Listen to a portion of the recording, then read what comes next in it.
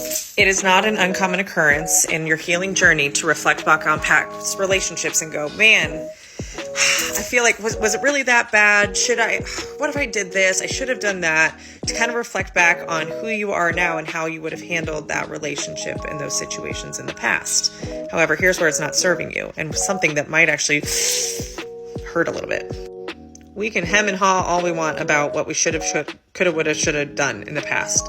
But here's the thing. On a healing journey, you are killing off the parts of you that didn't thrive in that situation, that needed to learn a lesson in that situation. Therefore, you are not the same person that you were in that situation. So the other person involved in that situation may not have been attracted or drawn to you if you were the person you are today. And same thing, vice versa. You may not have been drawn to them. There's no doubt in my mind that the version I am now could have made the situations of I was in with my marriage that didn't work. I have self-awareness now. I didn't have it then. I have a stronger sense of self now. I didn't have that back then. But here's also the thing to that. The version of me now would have never chosen that person as a partner. Nothing wrong with him. We just wouldn't be compatible with who I am now. Even the version he is now, I wouldn't choose that for me, and I'm not choosing that for me. We wouldn't have worked in any other scenario, and we wouldn't have chosen each other if we weren't those people at that time. So yes, we can look back and try and go back and woulda, shoulda, couldas, but the reality is that that person served a purpose in your life for a reason, even if it was hurtful, because pain has purpose. At least that's what I choose to believe, that everything hard that I've gone through in life has served some greater purpose in my development and growth as a human. Some of the most horrific things that have happened to me in my life, and there's been quite a few, I can look back now as I reflect and go, those were catalysts to change. It got so uncomfortable or so painful to stay the same that I was forced to change, or I finally let go of the identity that was holding me back and the beliefs and the stories that were too painful to hold on to. And so going into the unknown was a better option than staying the same. And because of that, I am who I am today. And I really appreciate and adore who I am, how I help people, the way that my brain works. And those are all trauma responses.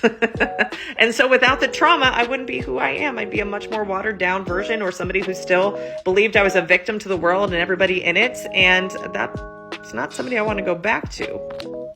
So yes, there is some truth to when you go on a healing journey, you are basically killing off the person that those in your life before the healing journey loved and wanted around and could control. And when you start to get self-aware and you see things through a different lens, you find that your circle of people starts to get much smaller and much more tight-knit, but the quality goes up and the quantity goes down. And that's why being okay with being alone is a beautiful thing when you love yourself, because you would rather be alone with yourself than in a room full of toxic fucking people who just want to bitch and complain about things that don't really matter in the long run.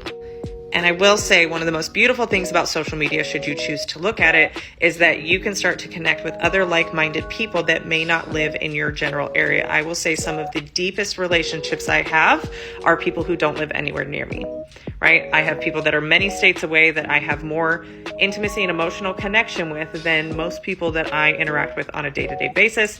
Plus, my companies are all online, so I work virtually anyways. So there is a way to have connection with others that make you feel normal, that understand your healing journey, that support you in it, that would never treat you poorly, that want to hold space for you that you may not have in your 3D immediate reality. And so that can be a beautiful way to build community, because my name's Tara, and I'm on a mission to create a self-aware army because it's lonely in these self-aware streets. So we can do that virtually, we can do that in person, but you will find that when you go on a healing journey, you have less people in your life, but they are better quality.